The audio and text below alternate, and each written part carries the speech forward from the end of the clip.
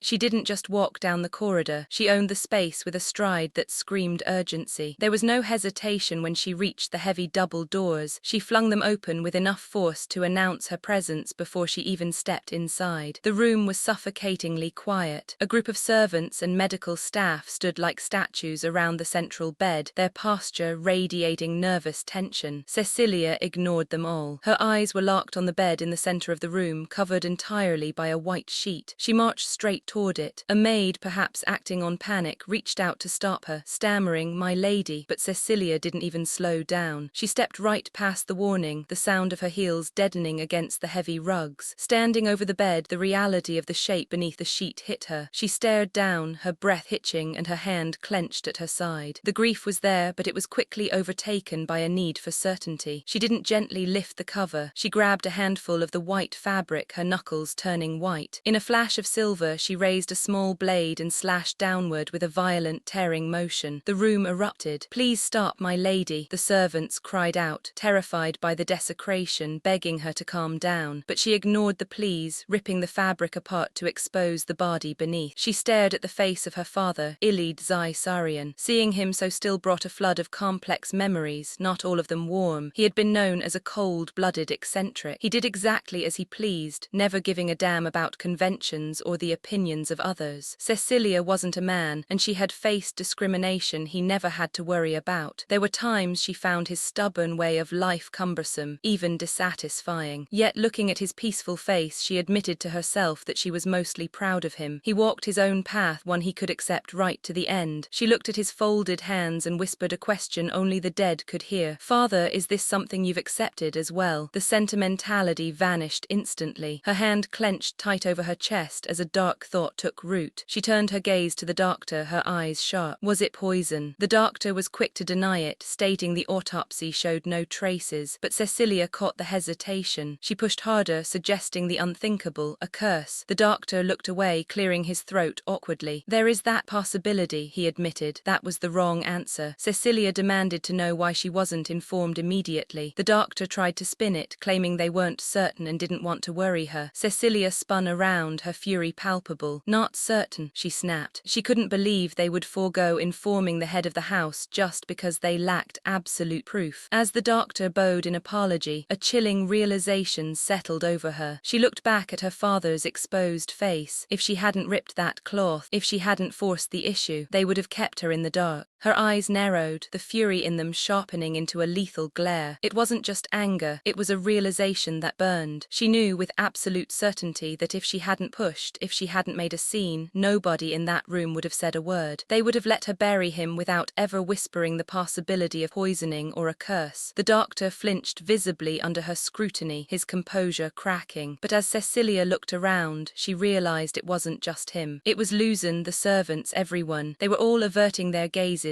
shifting their eyes to the floor or the walls, desperate to avoid locking eyes with her. There was something deeply suspicious about her father's death. Their silence wasn't respect, it was a cover-up. They were trying to hide the fact that his end was not natural. With a decisive, snapping motion, she pulled the white sheet back over her father's face. She had seen enough. The time for shock was over, now was the time for action. She issued her command to the room with a voice like ice. The funeral would be held at midnight. She turned to her aide Rostov, her instructions precise and dangerous. If there was anything he needed to track down the caster of the curse, he was to secure it immediately. Rostov bowed low, acknowledging the order with a somber, "Yes, Lady Cecilia." Next, she addressed Gianton. She ordered him to make the necessary preparations for the midnight service. The old man bowed, his hand over his heart, but the gesture felt hollow given the atmosphere in the room. As she turned to leave, she watched Gianton closely. The man, who had been a fixture in her life, refused to look her in the eye. He twisted his body away slightly, avoiding her gaze as if she carried a plague. A muscle in her jaw twitched. It stung more than she wanted to admit. This wasn't just some random hire. He had been serving her family since before she was even born. She strode out into the corridor, her boots echoing against the stone. Two figures waited for her in the stairwell, her knights. The dark-haired man, Chris, was already complaining, his voice echoing her own internal thoughts. He muttered that the servants made it seem like she had killed her father. He asked, incredulous, incredulous what that display back at the manor was all about. The woman beside him, Sophie, immediately cut him off. She scowled, warning him to be quiet. She chided him that his nonsense and loose tongue were going to end up ruining their liege's reputation if he wasn't careful. Chris wasn't having it. He argued back, exasperated. He pointed out that Sophie had seen it too, the way not a single one of them would meet Cecilia's eyes. He emphasized the cruelty of it, reminding her that Cecilia's father had just passed away. A soft sound cut through their bickering, a chuckle. Cecilia stood there, her hand covering her mouth, a small, genuine smile breaking through the mask of grief and anger she had been wearing. Cecilia looked at them, the tension in her shoulders dropping just a fraction. She admitted it was funny. It was funny because, unlike the shifting, treacherous atmosphere of the manor, these two hadn't changed at all. Cecilia grinned, a look that was both amused and sharp. Her thoughts drifted to Sophie. Sophie was a commoner by birth, a fact that still colored her worldview, but despite her humble origin, Sophie was a proper lord now with an estate of her own. Yet, as Cecilia watched them, she noted that Sophie could still be incredibly naive about the darker workings of nobility. She glanced at Chris, or perhaps just at the situation, and thought that she actually found that naivete to be quite fetching. Chris blinked, realizing she had drifted off in thought, and called out to her, "My liege," prompting her back to the conversation. Cecilia's expression hardened again. She explained if her father was indeed killed by a curse, she would want revenge. He asked if that was their foremost concern, implying there was another reason for the tension. Cecilia nodded. "Yes," she said simply, "the fact that I'm a woman." Chris frowned, looking confused. He asked what that mattered. She was the sole heir. Her father had left no bastards, no secret sons. There shouldn't be any question about who the heir would be, regardless of gender. Cecilia turned her gaze away, looking into the dark corners of the stairwell. She told him that, unfortunately, her relatives seemed to think otherwise. It was quite obvious to her. Her father's death would be regarded by the extended family not as a tragedy, but as a great opportunity. He had left behind a massive estate and only a daughter to defend it. She was only in her early 20s. If she hadn't been explicitly named as her father's heir and already deeply entangled in the inheritance matters, they would have already torn her apart. Cecilia's mind drifted back to the endless, suffocating debates that had plagued her youth. If it had been entirely up to her, she might have lived a very different life, married long ago, perhaps even with a young child trailing behind her by now. But her family, specifically the sprawling network of greedy relatives, had been violently outspoken in their disapproval of her ever taking a husband. She remembered the way her uncle had yelled, his face flushing with self-righteous indignation. He had pounded his chest, claiming they would hardly be able to look their ancestors in the eye in the afterlife if they allowed inferior blood to become the heir to House Sarian. It was always about the blood with them, and always about their fear of losing control. At the time, she had simply looked at him, unimpressed by his theatrics. She had asked with a calm logic that infuriated him if her own blood wouldn't be present in her children as well. She failed to see the problem. If she was a Sarian, her children would be Sarians, but logic didn't work on men like him. They claimed that if she married, her husband would join the family, bringing different blood. Therefore, a son born of such wedlock would be half-blooded, diluted, and could hardly be accepted as a true heir. Or at least, that was the excuse they clung to, masking their ambition with concern for lineage. Cecilia had tried her best not to get involved in such petty matters. She knew her father had his own way of handling them. Ilidzai Sarian was known for his sharp tongue, and he would often use burning remarks to put down his younger brother. It amused him, in a dark way, to watch them squirm. Her uncle would click his tongue in frustration, unable to win against the head of the house. He was the type of man who never had the strength to speak up against her father directly, but the moment Ilid's back was turned, he would corner Cecilia to rant about superior and inferior blood, trying to bully her into submission. The memory shifted to a quieter moment, a private evening with her father. They were sharing a drink, the firelight casting long shadows in the room. She had looked at him over the rim of her glass and said it plainly, "You should remarry, father." He had paused, his glass halfway to his lips. She pressed on, admitting how bothersome it was. The constant gossip, the whispers about her being without a child, the instability of the succession. It was exhausting her. Her father had set his glass down, the sound sharp against the wooden table. He looked at her, his expression shifting from amusement to something deeper, more intense. "You speak," he said softly, "as if you don't think yourself my own child." Of course, he knew exactly what she meant. He knew that by child, she meant a male child, a son who could lawfully become his heir without any trouble, without the arguments about blood and gender. gender. He understood the politics of their world better than anybody, but he refused to accept that logic. He reached out, his voice firm. "You are my child, Celia." That was his answer. It wasn't about gender or politics to him, it was about her. The memory faded, replaced by the cold stone of the hallway she was currently walking down. "So do you think Lady Cecilia will be our new liege?" a servant asked. Another voice muttered a scoff. "Hardly. The title's certain to be given to someone else. She's just a woman after all."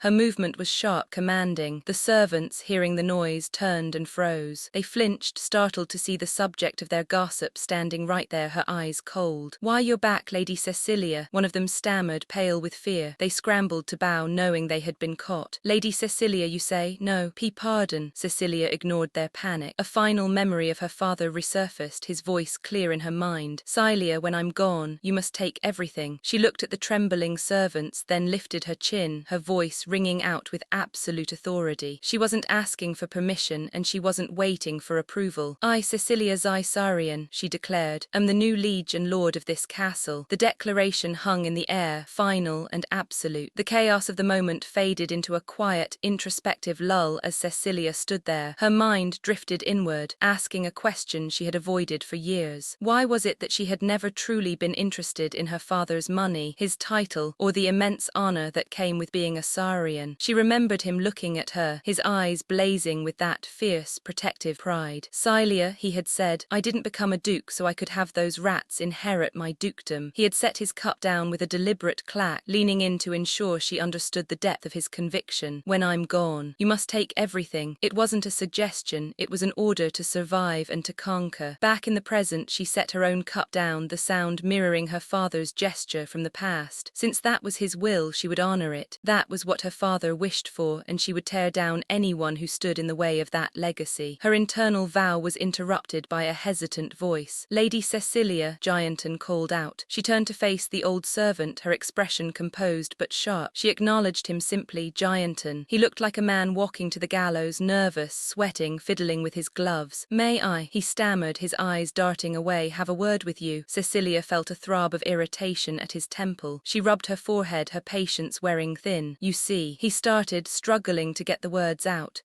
There's something She cut him off, needing to establish the new order immediately. "Gianton, I'm the next duke," she stated, her voice leaving no room for argument. "I am the heir," she continued, listing off the reality of her position as she walked past him. "And as such, the title of duke, the order of knights, this castle." She gestured around them. "Father's library, all his books, they're all mine." She glanced back at him, acknowledging his anxiety but dismissing it in the same breath. "I understand that causes you concern," but her tone dropped, becoming dangerous. "But enough is enough, you're starting to irritate me." He flinched, slamming his eyes shut and blurting it out in a rush of terror. "He brought in a boy last year." Cecilia froze. "Huh." The word hung in the air, her brain trying to process the absurdity of the statement. She turned slowly to face him. "How old?" she asked, her voice dangerously quiet. Gianton shrank back. 11, he squeaked. The math hit her like a physical blow. 11. That meant the boy was already born, already 7 years old, when she had that conversation with her father about him remarrying. He had looked her in the eye and told her she was his only child, all while this boy existed. Her mind raced. He might be a bastard, but he had her father's blood. In this society, that was enough. The threat was immediate and catastrophic. If her uncle got his hands on the boy and adopted him, he could easily push the boy forward as the true male heir. And Cecilia, she would end up with nothing, but beneath the strategic panic there was a deeper wound. "That's not what concerns me," she thought, a pang of betrayal tightening her chest. "I just wish father had been honest with me. Why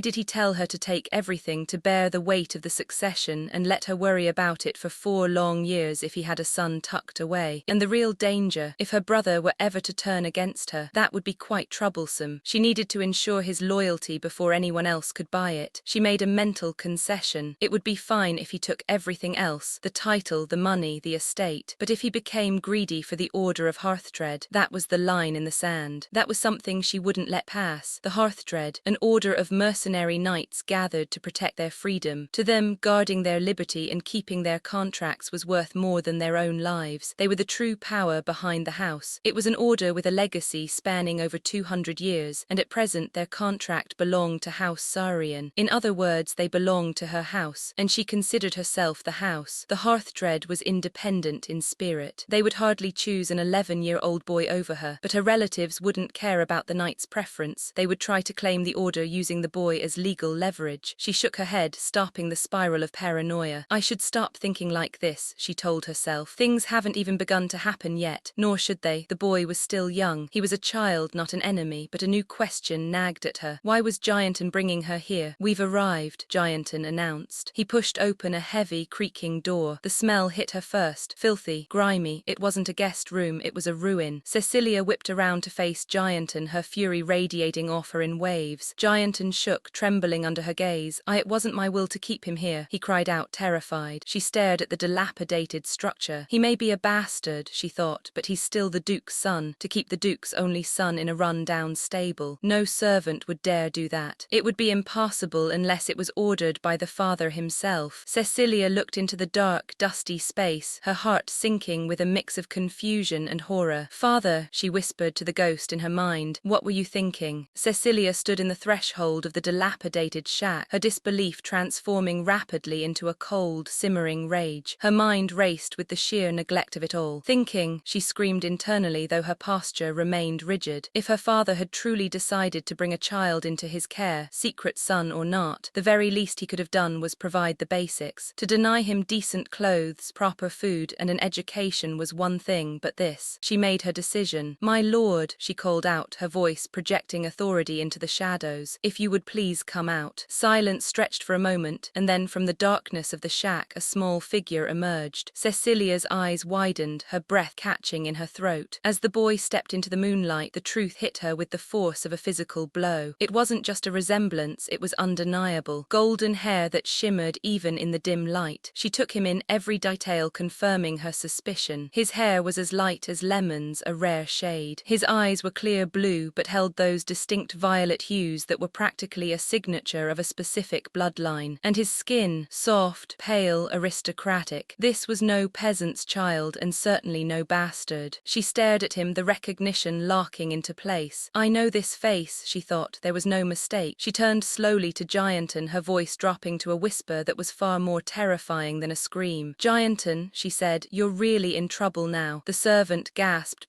pardon, jumping in his skin as the gravity of his situation began to dawn on him. She looked back at the boy. He isn't father's bastard, she concluded internally. The theory that had threatened her inheritance vanished, replaced by a much more complicated reality. With that face and that specific name, he must be. She let the thought trail off, the identity of the boy reshaping her entire understanding of her father's secrets. Beside her, Chris, oblivious to the political earthquake happening in Cecilia's mind, scratched his head. My liege, does that mean you will no longer be the heir? He was asking the simple, practical question that concerned their survival. Cecilia's expression hardened. If Sophia knows, she thought, glancing at her other knight, that means most of the servants were already aware of the child. The cold reception she had received earlier, the averted eyes, the murmurs, it all made sense now. Was that the reason for the cold reception today? They had all assumed she was about to be displaced by a secret son. I'm still the heir, she said, mostly to herself but loud enough for the world to hear. She turned away, the sound of her heels clicking on the stone like a gavel striking a desk. A smile curled on her lips, not of joy but of sharp, predatory confidence. It was enough. It was a challenge she could sink her teeth into. Enough so that I can fight to keep it, she declared. Chris watched her, disturbed. How can you smile at this point? He exclaimed, unable to fathom her composure. Internally, however, she felt a pang of regret. Now that she knew the truth, her earlier anger at the funeral preparations felt misplaced. Chris, misunderstanding her silence as worry stepped closer. Don't worry if anyone questions your right as heir, my liege, he whispered, his voice dropping an octave. In a smooth, practiced motion, he drew his dagger. The steel glinted in the moonlight. Accidents, he murmured, a dark suggestion hanging in the air. Happen. He stepped forward, his eyes locked on the small boy. All the time, he continued, offering his services as an assassin with chilling casualness. Just say the word and we'll take care of it without a soul the wiser, she commanded Chris, her voice flat. No need. She wasn't going to kill the boy, she needed him. She turned to the maids who had gathered. Bring Ethan here, she ordered. The servants bowed, yes, my lady, and hurried to obey, the tension in the courtyard thick enough to cut. Sophie blinked, confused. Ethan, she asked. The name still didn't mean anything to her. Cecilia nodded. Yes. Cecilia looked at her knights, preparing to drop the bombshell. Yes, she confirmed, ready to explain why this boy was untouchable. The heir to Grassland, she revealed. rumored to have drowned in a lake 5 years ago. Sophie looked completely lost. Why, what's wrong with the name Ethan? She asked, oblivious to the political implications. Cecilia looked at her, shocked by the ignorance. Sophie, if you're a baron, you should know a thing or two about aristocratic traditions. Cecilia launched into a lecture. Aristocratic families have a tradition of passing down given names, she explained, her patience wearing thin. Meaning, if the boy's name is Ethan, a son of House Sarian would have been named Iliad, not Ethan. The name itself proved he wasn't a Sarian. Sophie's eyes widened in horror, realizing the implications for her own life. What? She cried. Does that mean I have to name my firstborn Sophia? Cecilia sighed. No, you would use your father's name, not my husband's, Sophie asked, confused. Behind them, Chris and the others began to bicker. Sophia, you're the baron, so you should name your child after someone in your family, Chris teased, clearly enjoying her confusion. Duh, Sophie bristled. Are you making fun of me? Cecilia had had enough of their comedy routine. She watched them grab and push at each other, sighing. You may go, she ordered Gianton, dismissing him from the scene. Close the door behind you. Gianton bowed deeply, eager to escape the volatile knights. Yes, Lady Cecilia. The door clicked shut, leaving Cecilia alone with her knights and the boy. She turned her attention back to the child who stood silently in the center of the room. Let me introduce you, she said to her knights. Chris leaned in, his earlier murderous intent replaced by curiosity. Oh, how adorable, he cooed, looking at the small, disheveled boy. This is Ethan Zy Grasslan, Cecilia announced formally. The air in the room shifted instantly. Startle, the sound effect implied as the name landed. Then, without warning, charge. Ethan's eyes widened. In a blur of motion, Chris moved. He wasn't cooing anymore. He lunged forward, his blade flashing not in a protective stance, but in a direct, lethal strike toward the boy he had just called adorable. The air in the room didn't just shift, it shattered. Chris moved with the lethal grace of a predator, his blade slicing down in a terrifying swoop meant to end a threat before it began. The boy, Ethan, flinched, a sharp wince of terror contorting his face as the steel bore down on him. He didn't run, he just braced for an end that seemed inevitable, but the blow never landed. Cecilia's voice cut through the violence, sharper and colder than any sword. She ordered Chris to stand down, her tone carrying a command that froze him in place. She didn't tell him to stop attacking a child. She told him to behave himself in the presence of the crown prince. Chris skidded to a halt, his boots scraping against the floor as the momentum left him. He looked from his liege to the trembling boy, his expression collapsing from aggression into utter bewilderment. He stammered, asking what on earth she was talking about. His voice rose in incredulity. How could this be the crown prince? The crown prince was dead. What was a ghost doing in their castle? Cecilia watched his reaction, noting that his shock was entirely justified. But beneath the shock, a colder realization settled in her own stomach. By harboring him, she wasn't just hiding a boy, she was committing treason. If the wrong people found out, House Sarian wouldn't just fall, it would be obliterated. Her mind raced through the history everyone knew, or thought they knew. The new king of Grassland had only been crowned last year. Before that, he was Grand Duke Rafnal, the brother of the former king. It was a tragic tale, a dying king asking his brother to foster and educate his only son, the rightful heir, only for the boy to vanish into the tragedy of a drowning accident. But he hadn't drowned. He was here. Her father had taken him in last year, right around the time the boy was supposed to have died. The timeline matched perfectly, but the question burned her. Why, if the late king was still alive when her father took the boy, why lock him in a stable? Why not return him to the palace? Her spiraling thoughts were interrupted by a sound that had no place in high political intrigue.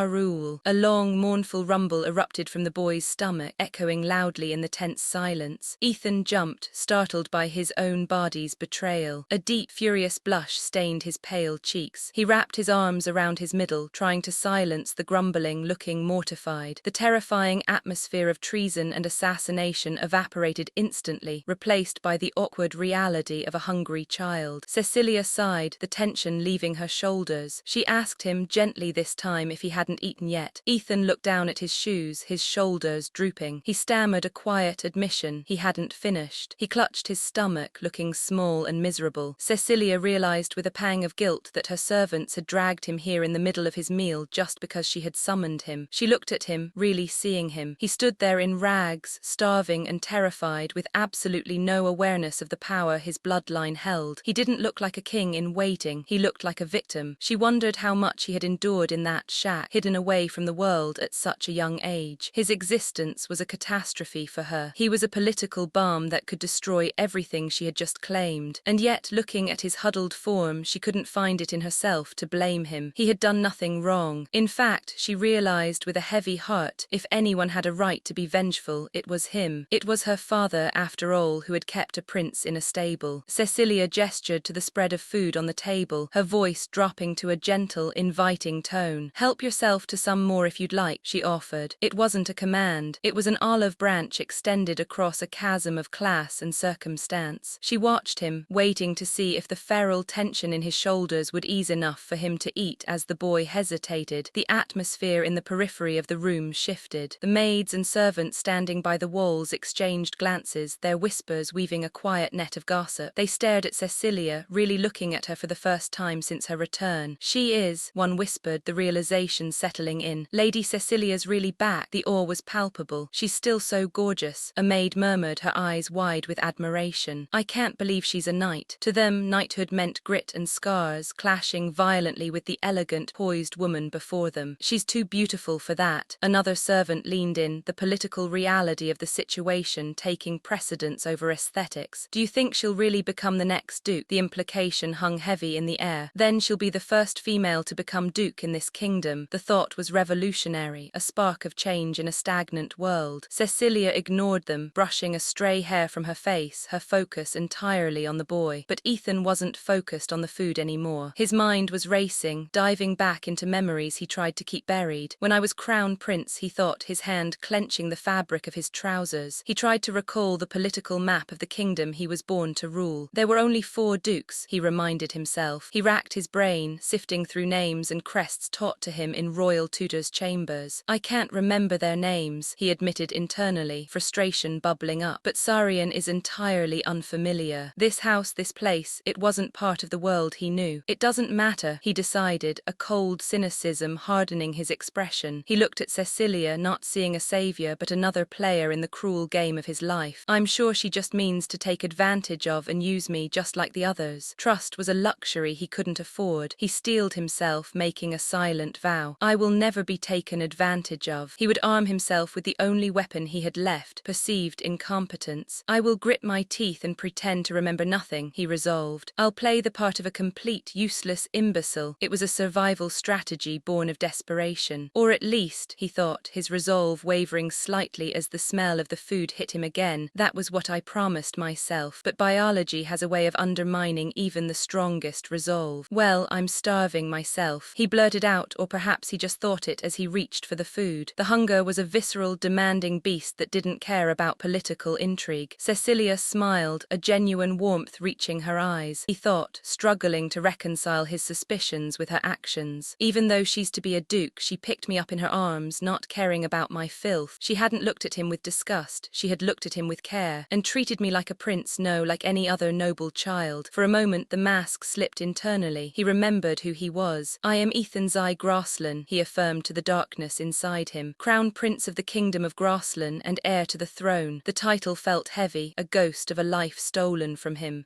His thoughts drifted back to the man himself, the man who brought me here. He remembered the shadowy figure who had changed his life. "Never once came to see me after he locked me up," Ethan realized. "He didn't tell me his name, what he wanted from me, nor did he try to convince me or spy on me. He gave me shelter and just enough food to keep me alive, and then did absolutely nothing." It was a bizarre form of captivity, neglectful preservation. If that was his plan from the start, why did he bring me here at all? Ethan wondered. "I was sold off and bought again and again like some item. There had to have been a reason for it all," he reasoned. "But why didn't anyone bring me to my father if they knew I was the crown prince?" The question landed with a heavy plop in his mind. His thoughts were shattered by a sound. Creak, sound of wood straining, bolt, a heavy thump followed. Ethan froze. "I'm sure I heard something coming from the window." Thump, thump, someone was out there. Trembling, drawn by a terrified curiosity, Ethan approached the window. He reached out and flung it open. The night air rushed in. Flutter. Ethan stared out into the darkness, but he wasn't looking at empty space. He was looking at a figure crouched on the ledge, silhouetted against the moonlight. Someone had come for him, or perhaps for her. The moment shifted as Ethan snapped back to reality, the cool night air grounding him. "Ah, you're awake," Cecilia noted, her voice calm, almost melodic in the quiet room. She brushed a lock of crimson hair behind her ear. She took a step closer, not aggressively, but with purpose. "I'm here because I'd like to have an audience with you," she stated. Ethan flinched, his body reacting reacting instinctively to the proximity. The word audience hung in the air. It was a formal word, a word used for kings and leaders, not for dirty children hidden in stables.